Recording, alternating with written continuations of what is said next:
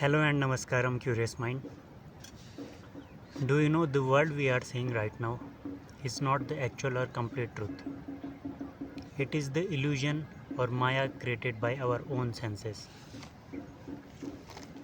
For example, right now we are seeing this earth as a flat surface and everything on earth is standing still. But in actuality, we are on a round planet which is spinning very fast, like this. And it is not spinning, it is also revolving around the sun with a very high velocity, and that is without any track or any engine. Further, this cyclic nature of our planet is causing the illusion of day, night, month, and year. And this cyclic nature is created due to the presence of heavy mass like sun in our solar system, which is bending this space-time fabric around it, causing planets to revolve. And if this heavy mass can bend this space-time fabric, then the space we see and the time we measure can change if we move closer or away from a heavy mass. Also, this space and time can change if we move with a very high velocity, which means space and time is not absolute. They can change if we move closer and away from a heavy mass, also if we move with a very high velocity. So, do you see that the actual reality is far more complex than what we are seeing? Moreover, we are seeing everything with the help of light, or our eyes uses light to see everything, but our eyes are only capable of seeing a small fraction of light or electromagnetic spectrum, which means we cannot see entire reality with our eyes. Also, this universe is so vast and so infinite that some part of the universe is so far from us that the light from that part of the universe never reaches to us, or it will never reach to us. So we cannot see this entire universe with our eyes or with our modern day telescope. Also, this universe is so mysterious. Like there are so many mysterious things in our universe, like black hole, dark matter, dark energy. Also, this universe is expanding, which means this space is stretching. So my point is that this universe is so vast, so infinite, and so complex and mysterious that we cannot see this entire universe with our eyes, but we can use our mind to understand it. And if you use your mind to understand this physical world, then it is called the physics or physical science. And if you use that same mind to understand this consciousness, it is called the spiritual science or Vedic science. So if you want to understand this vast, complex, mysterious universe before you die, then you should watch this complete video series. And before we start, let me introduce myself. My name is Dr. Sahil Bhandari. I have completed my PhD from IIT Mandi, Himachal Pradesh, and currently I am starting this series called Understanding the World from a Physicist Perspective. So basically, in this series we will try to understand the world based on existing physics knowledge and my own understanding of Vedic sciences or Sanatan Dharma or Hindu tradition. And why I am starting this series? Because from an early childhood I have this desire to understand this world. I have this curiosity inside me to understand this reality, but our school, colleges and education system never satisfy that curiosity. They are only focused on getting good marks, earning money, doing better than your competitor, but nobody is knowing for the sake of knowledge. So this series is my effort to change that. And if you have ever wondered about this existence, then this series is for you. Now after understanding this world, what you will get, you will have a better understanding of yourself. You will know who you are, where you are, and what you have been given. Also you will start appreciating this life. You will look at your life and your problems with a different perspective. Also you will have gratitude for that power, that creator who created this vast, infinite, complex and mysterious universe. And also, what's the point of coming into this earth if we have not been able to explore it? And also, if you want to become a better, if you want to do some incredible work in the field of science, engineering or medical science, then you should have better understanding of the world. So this is my motivation behind starting this series. Now to understand this world, what we will do, we will just observe it. So first we will observe a day, then we will observe a month, and then we will observe a year, and based on our observation we will try to understand it. Now let's start together. So suppose, to understand this world, now you want to observe your day. Okay, so first we will observe our day, then we will observe a month, and then we will observe a year. So suppose, to observe your day, you wake up early in the morning, and what is your first observation? Your first observation is that the sun is rising from the east, and as the day passes it travels in the sky, and the sun sets towards the west. So every day you can see this clear movement of the sun in the sky. And now you can ask, the what should be your first question? Your first question should be, why this sun appears to move, or why this sun is moving in the sky every day. Now to answer that question, I will say that this sun is not moving. It appears that the sun is moving, but in actuality it is the earth which is moving. So this earth is spinning on its own axis like this, like a spinning top, or you can say like a lattu. So this earth is spinning like a spinning top. Now since this earth is spinning on its own axis, because of that the sun appears to move. Now to understand this situation, you have to imagine, suppose you are spinning on a rotating chair, and while you are rotating on that spinning chair, what appears to you? Everything around you appears to move, but in actuality only the chair or you are moving. But from that frame, from that rotating frame, it appears that everything around you appears to move. So similarly, it is the earth which is moving on its own axis, and because of that the sun and other stars appears to move. Now the second question you can ask, if this sun is spinning on its own axis, if the earth is spinning on its own axis like this, then why don't we feel this motion?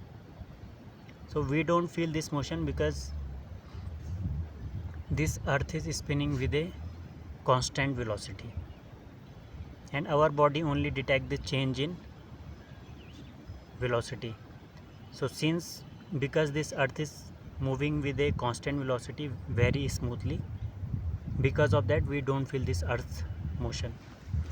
So similar to, suppose you are moving on a plane, so if there is no turbulence in the air, so you don't, and the plane is moving with a constant velocity, so you don't feel that the plane is moving. You feel that the plane is standing still. You only feel the plane motion while the plane is taking off or it is landing, because at that time there is change in speed.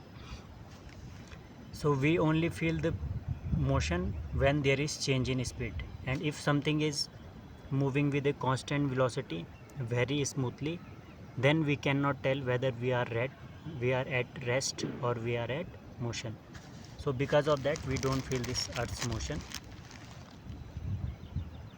Now the third question you can ask, what is the proof that the earth is spinning like this on its own axis?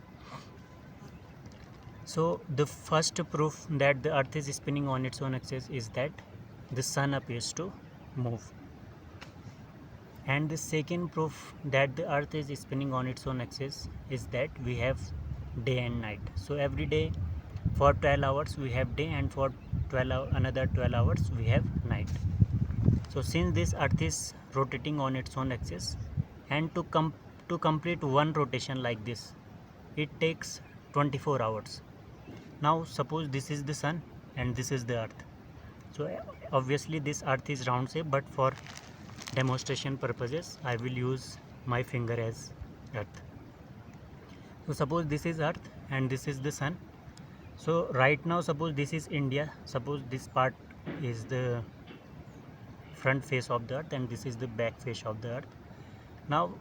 Now this part is facing toward the sun, and because of that it is day here, and after 12 hours this part will rotate and goes back. Now this part is not facing toward the sun, and because of that it is night here. So this day and night is the direct and obvious proof that the earth is spinning on its own axis. Now one more interesting fact is that since this earth is rotating every second some angle with respect to sun, which means this sunrise and sunset is happening at some point on earth at every second, which further indicate that the sunrise and sunset is a continuous process. So if you change your location every second to some another part, then you will see that the sun is always rising. So far by observing our day we have understood that the earth is spinning on its own axis, and because of that this day and night is happening, and because of that the sun appears to move. And since this earth is spinning with a very constant velocity, because of that we don't feel the motion of the earth. And also this sunrise and sunset is a continuous process. Now we will move to our second observation. Now moving to the second observation, where we will observe a month. So if you start observing a month, and we will observe mostly at night, because only at night this moon is visible.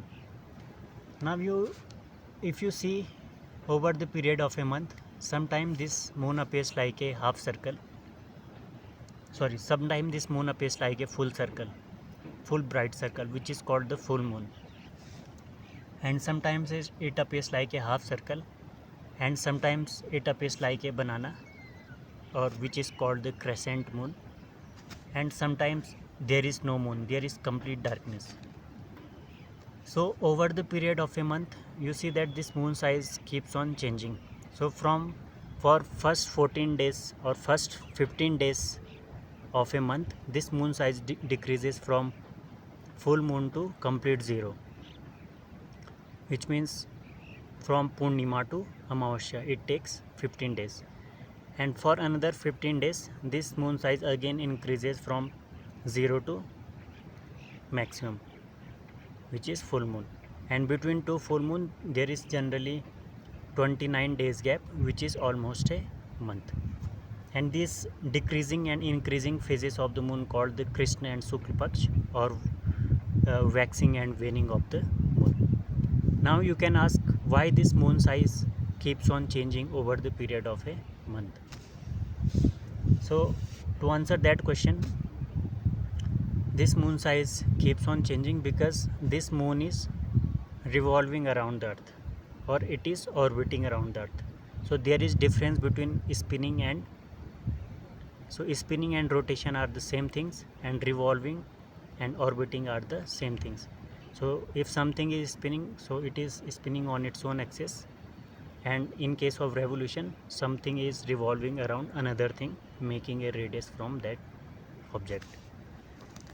Now since this moon is orbiting around the earth, and because of that this moon position keeps on changing around the earth, and because of that this different amount of sunlight is getting reflected back to the earth by different surface area of the moon, and because of that this moon size keeps on changing. Now to demonstrate this phenomena, I will use my hands. So suppose this is the sun and this is the earth, and this moon is rotating like this around the earth.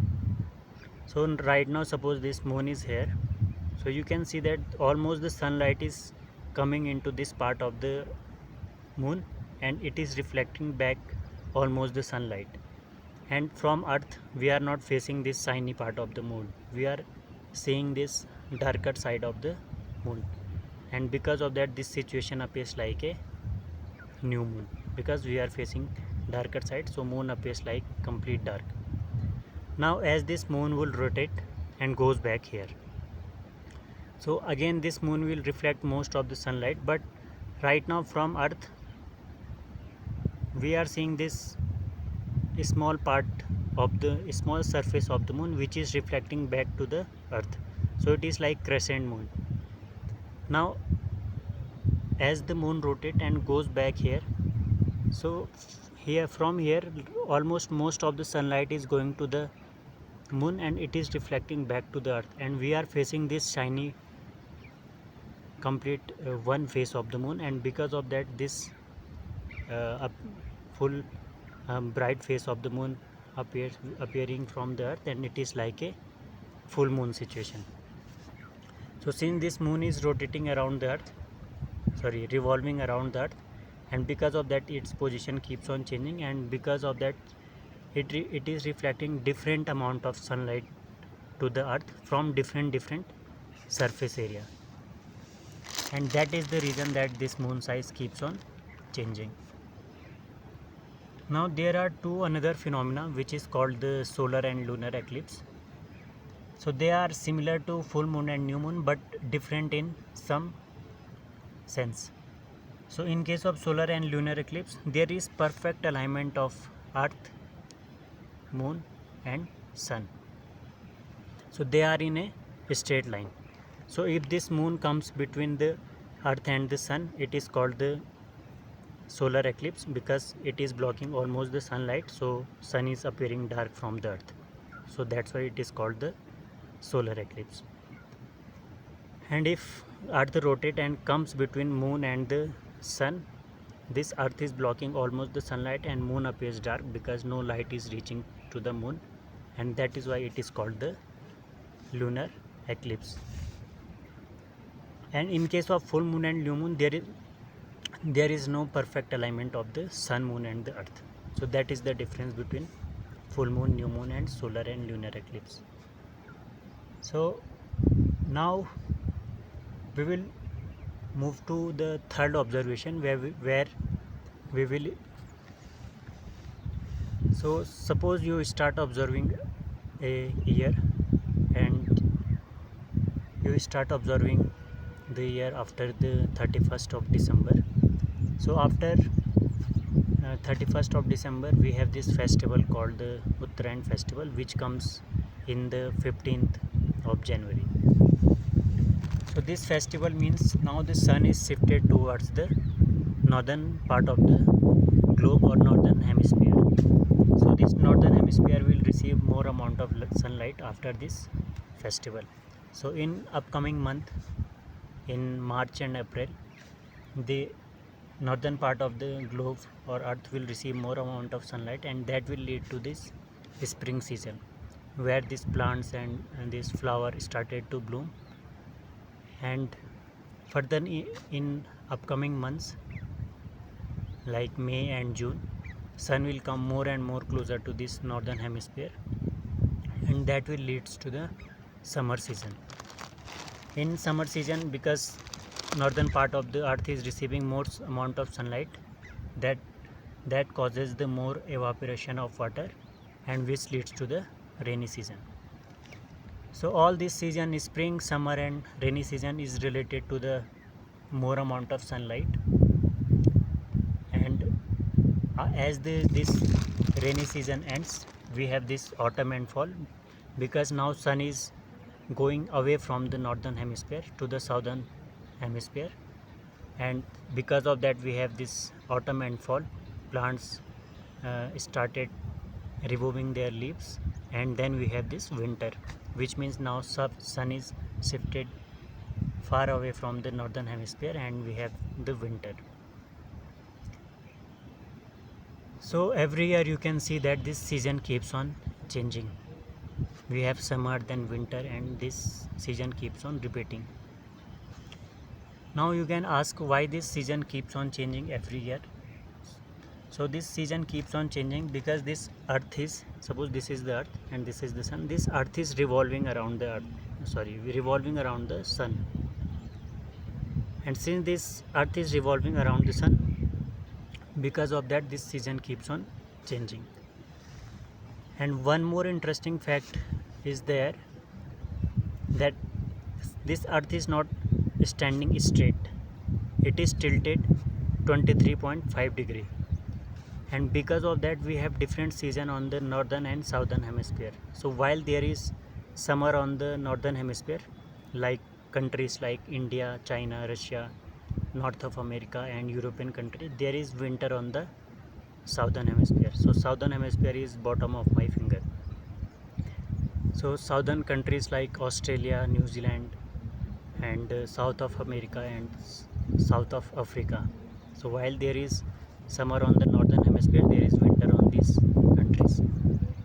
And as this tilted earth rotate and changes its position after 6 months, so now you can see that here northern hemisphere is closer to the sun, but as it rotate, as the earth rotate, this northern hemisphere tip of my finger is away from the sun, and because of that it is winter here, and this southern hemisphere bottom of my finger is closer to the sun, and because of that this summer is on the southern hemisphere.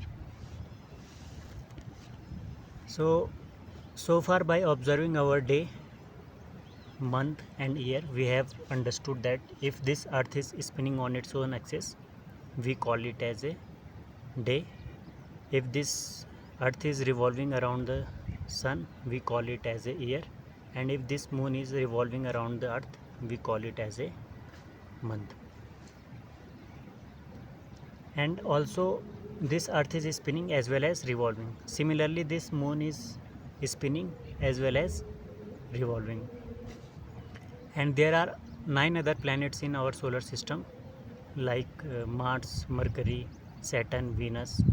So all these planets are spinning as well as revolving around the sun, and because they are spinning with different angular velocity, because of that they have different length of day and night. So somewhere day, so we have so our planet takes 24 hours to spin, and other planets take, some planets take 9 hours, some planets takes 56 days.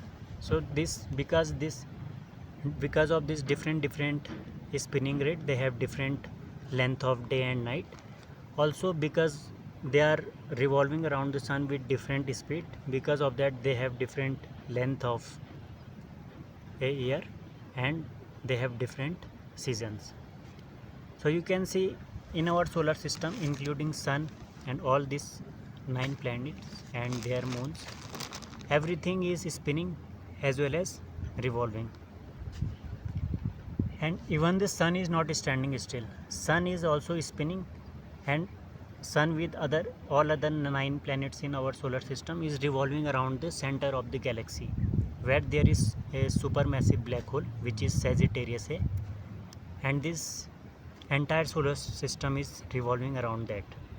And in our galaxy there are billions of stars, which means there should be billions of solar system, and they all are revolving around the supermassive black hole, which is situated at the center of our galaxy. So you can see everything in our galaxy is spinning as well as revolving. Now the two more important question is that, first is that why everything is spinning, and second question is that why everything is revolving.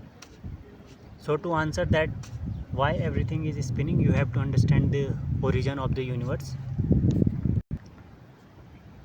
So according to current scientific understanding, this universe started 13.8 billion years ago, and at that time there was nothing, which means there were no matter, which means there were no river, there were no mountain, there was no planets, there were no stars, there was no solar system, there was no galaxy, there was not even the space. So between two mountains there is empty space, so even the space was not there. Or also you can imagine space is a stage in which all these things, star, galaxy, everything is situated. So around 13.8 billion years ago there was nothing, not even the space. And according to modern science, this space and time are connected, which means if there is no space there should be no time. Also according to this Vedic sciences, this time comes into picture because of the cyclic nature of matter, and if there were no matter then there should be no time. So you can imagine 13.8 billion years ago, this space, time and energy, there was no matter but there should be energy, was situated into a tiny point which is called the singularity, and we don't understand what is inside the singularity. So you can imagine this space, time and energy is compressed into a tiny point, and then something happened which is called the Big Bang, which is a explosion, and within a billionth of a second this entire space was created, but still there was no matter. And after few seconds the fundamental particle like quarks, electron, neutrino, photon were created, and within few minutes these fundamental gases like hydrogen and helium were created. And for billions of years we have only this hydrogen and helium gases in our universe. And as the time passes, these gas clouds become bigger and bigger, and as these gas clouds become bigger and bigger, the gravity force dominate, and the gravity pulled these bigger gas clouds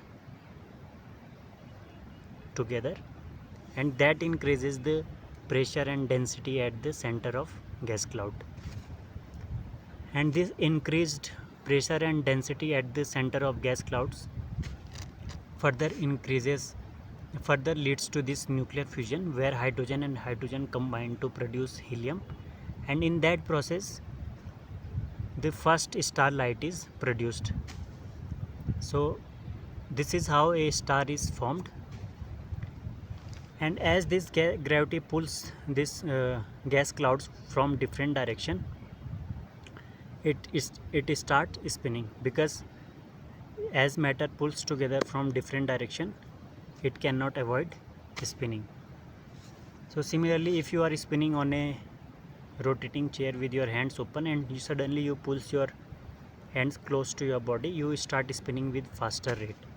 So that is the reason how a star is formed and how the spin comes into picture. Now again, for 400 to 500 billion years, 400 to 500 billions years, we have only these stars, but there was no planet.